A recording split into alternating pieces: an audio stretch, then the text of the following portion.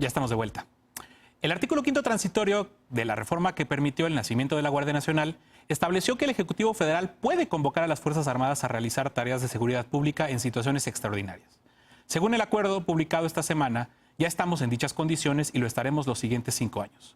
Organizaciones ciudadanas, colectivos como Seguridad Sin Guerra, del que formo parte, y hasta la CNDH, y hoy, esta tarde, la ONU misma, han levantado señales de alerta sobre la militarización de la seguridad pública. Veamos el contexto.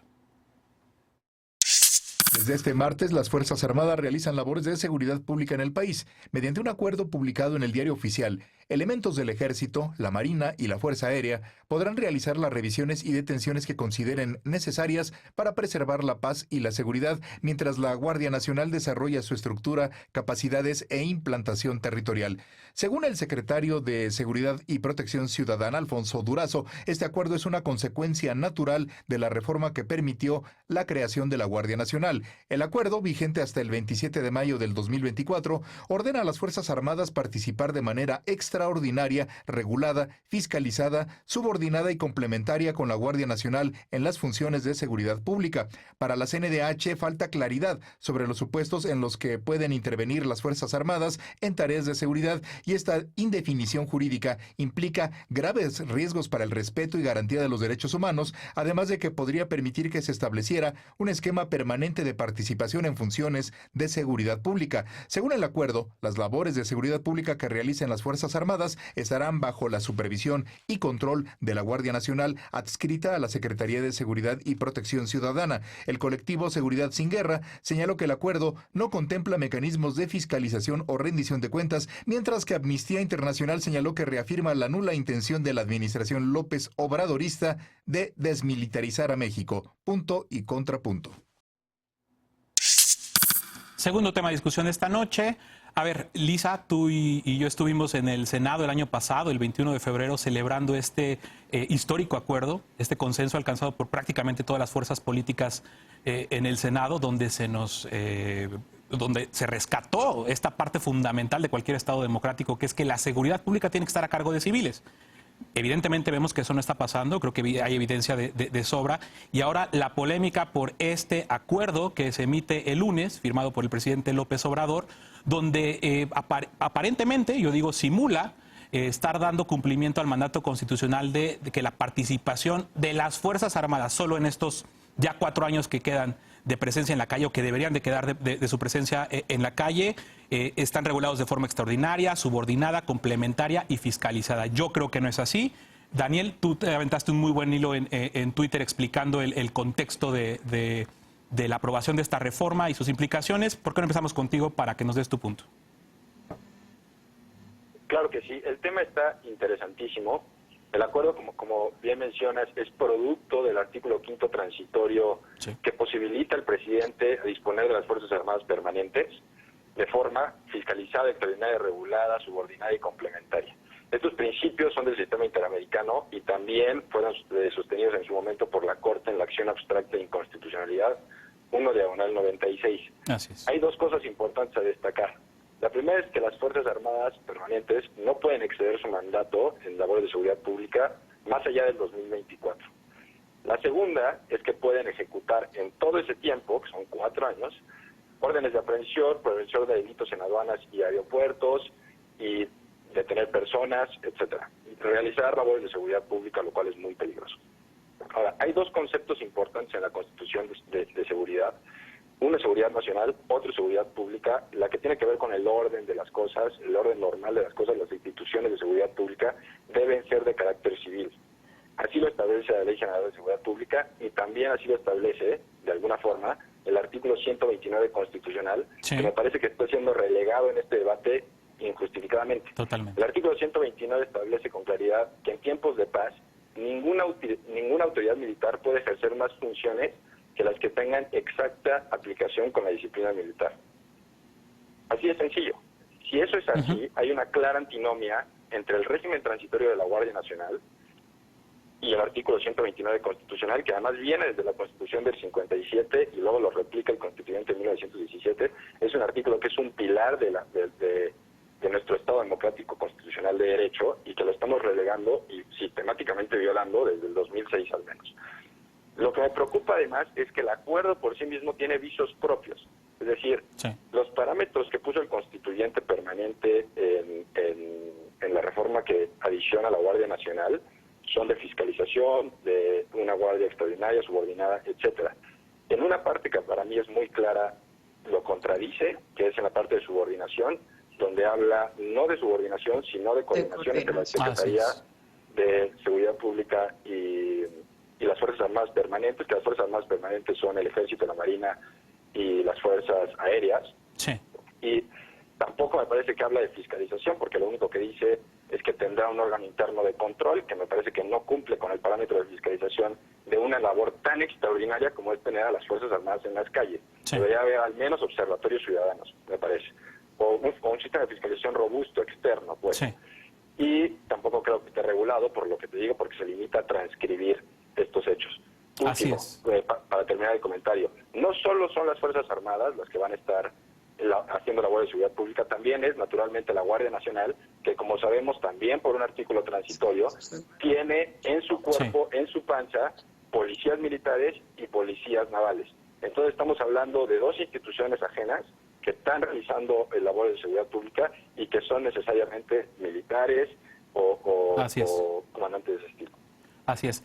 Eder, nos dice Daniel, nos habla Daniel de estos 5 principios que, aparte de que están en criterios de nuestra Suprema Corte, vienen también por mandato de la Corte Interamericana de Derechos Humanos, que resolvía el caso de una desaparición forzada, el caso Alvarado, justo cuando el proceso de la Guardia Nacional surgía. Nos dice Daniel, y yo estoy de acuerdo con él, que el acuerdo parece que solamente está transcribiendo estos principios de extraordinariedad, de subordinación, de complementariedad y de regulación y de fiscalización. ¿Tú cómo lo estás viendo? Yo primero tengo que decir que todas las observaciones y los posicionamientos de organizaciones de derechos humanos, de la Comisión también de Derechos Humanos y de la ONU, abonan mucho porque fortalecen una labor de observancia que se tiene que dar. Tenemos un historial muy complejo, una historia muy difícil con el ejército mexicano en las calles, la manera en la que lo sacó irresponsablemente Felipe Calderón y lo mantuvo Enrique Peña Nieto en las calles, no nos permitiría darles un cheque en blanco. Entonces, a partir de las observancias, de la labor de observancia de las organizaciones de derechos humanos, se tendrá que dar un seguimiento muy puntual a cada una de las operaciones de las Fuerzas Armadas como parte de la estrategia de seguridad pública, cosa que ya hacían en los 2 sexenios anteriores. Pero ¿cómo te imaginas tú, Eder, esa observación? Perdón. ¿Qué es lo que sucede con la postura del presidente de la República? Ustedes se acuerdan que cuando salió el primer acuerdo de la Cámara de Diputados, el presidente externó que eso no era lo que a él le buscaba con la creación de la Guardia Nacional. Sí. Se está poniendo plazo, en ese momento eran 5 años, ya pasó 1 año, para que la Guardia Nacional cubra todo el territorio nacional y con jóvenes de nuevo ingreso se pueda cubrir con una capacitación especial para que hagan seguridad ciudadana. Mientras eso no suceda, y hay estados y municipios en donde eso todavía no sucede, por eso se dio un plazo de 5 años, es necesario que la seguridad pública recaiga en policías estatales, municipales y en el ejército. ¿Qué es lo que estaba sucediendo? Que el ejército no tenía una cobertura legal, que es lo que le están dando con este acuerdo, y que entonces operaban sin ninguna protección y sin ningún mecanismo para poder rendir cuentas. Ahora bien, hay circunstancias muy específicas, más allá de que coincido parcialmente con la valoración que hacía Daniel. Hay una circunstancia muy concreta. Hay estados en donde la seguridad pública depende de policías estatales o municipales, o en algunos casos del mando único que se estableció, por ejemplo, aquí en el Estado de México, que cuando entró el mando único con la policía estatal dando las órdenes a las policías municipales para hacerse cargo de la seguridad, se dispararon los índices delictivos. Esa circunstancia se tiene que atender, y si el Guardia Nacional todavía no tiene la capacidad de entrar a todos los territorios, pues entonces es el ejército quien lo tiene que hacer. Ojo, el ejército, desde que Andrés Manuel López Obrador está en la presidencia de la República, ha cumplido un papel completamente distinto al que hacía antes. No están haciendo labores de represión. Hay 3 episodios que se están investigando de posible o de presunto abuso de poder. Se tienen que investigar, clarificar y en su caso sancionar a los responsables. Pero fuera de eso, no hay casos de abuso de poder, no hay asuntos de violación de derechos humanos por parte del ejército.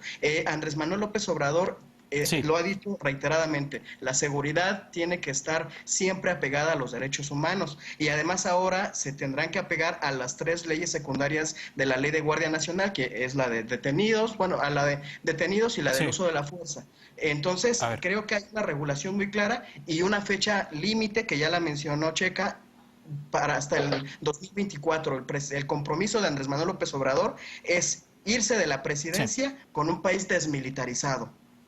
Lisa, nos dice Eder que se están construyendo policías, que este periodo de transición va a servir para que el despliegue de la Guardia Nacional en todo el territorio sea efectivo y que hay una regulación adecuada. ¿Tú estás viendo eso, Lisa? ¿Tú estás viendo que se están construyendo policías, que se está haciendo todo lo que se tiene que hacer para que la Guardia Nacional se despliegue de forma adecuada y apegada a la Constitución? Por supuesto que no.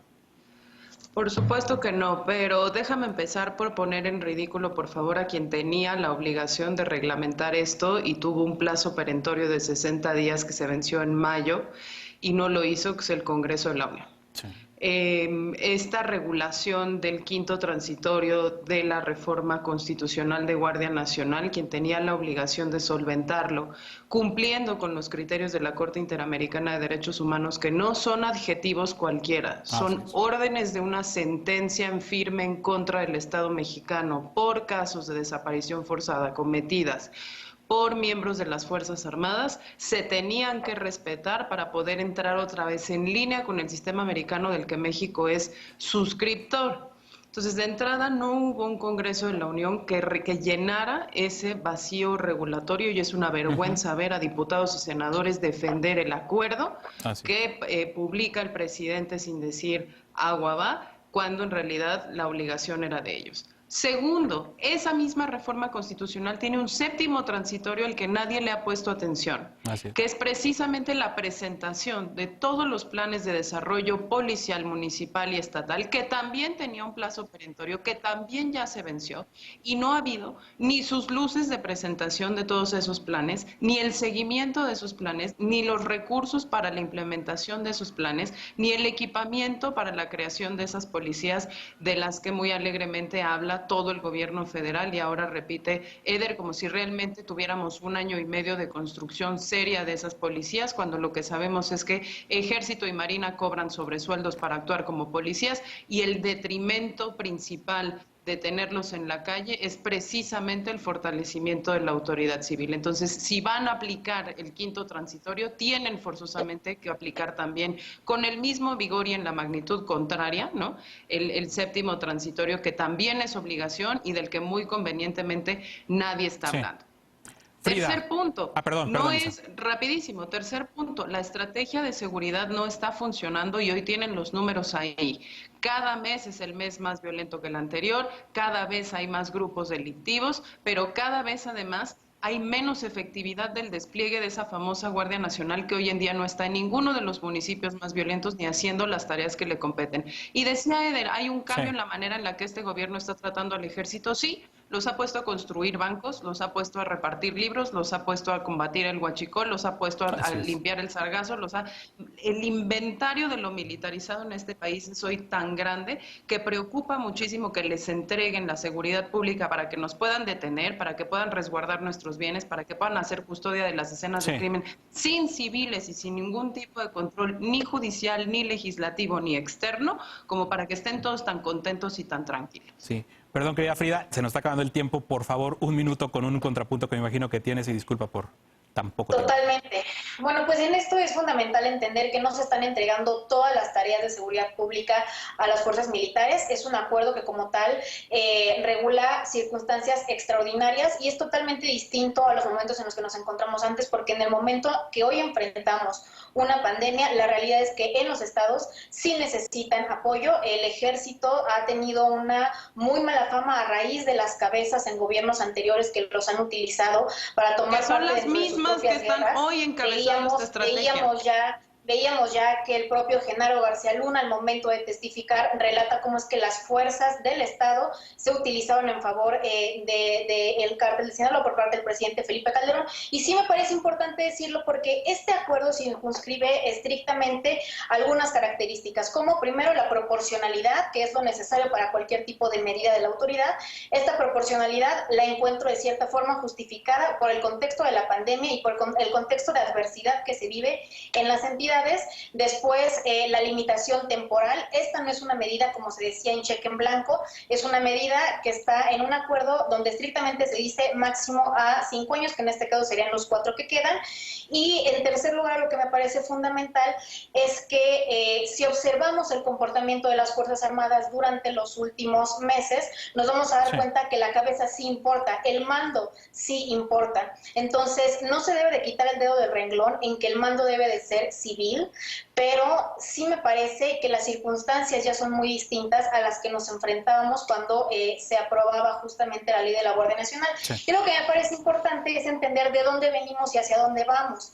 Venimos de un sexenio en donde se había impulsado con la ley de seguridad interior toda una serie de ventanas a los atropellos que evidentemente se señalaron en su momento y que ahí también estuvo el colectivo en el que ustedes forman parte y que hoy también se señala inclusive por parte de la CNDH, es decir, ¿se debe todavía de especificar más el alcance del acuerdo? Totalmente. Creo que algo que ha sido muy reiterado por parte tanto de defensoras de derechos humanos como en general del feminismo es cuál es el papel de las Fuerzas Armadas al tratarse de las mujeres, y vemos que justamente las mujeres son las más afectadas cuando los militares están en las calles. Sin embargo, también tenemos planes como el plan de N3 que apoya y asiste y que en este contexto inclusive está llevando comida y despensas a los lugares más necesitados.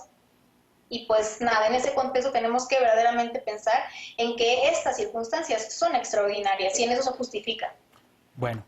Se nos acabó el tiempo de este bloque. Yo sí quiero decir que al menos no veo de muchas cosas que se han dicho acá, que esta intención, estas buenas intenciones que se puedan tener sobre el uso de las Fuerzas Armadas estén reflejadas en este acuerdo. Y yo sí veo que es una mera transcripción solamente de esos principios. Ninguno de ellos está lamentablemente desarrollado. Habrá mucho espacio para debatir esto en los próximos días. Por el momento vamos a una pausa. Los créditos a la palabra no han logrado atraer a las MIPYMES solidarias. ¿Son insuficientes los 25,000 pesos que contempla cada crédito o hay que dar más tiempo para que las y los empresarios lo soliciten? Regresamos con este tema a Punto y Contacto.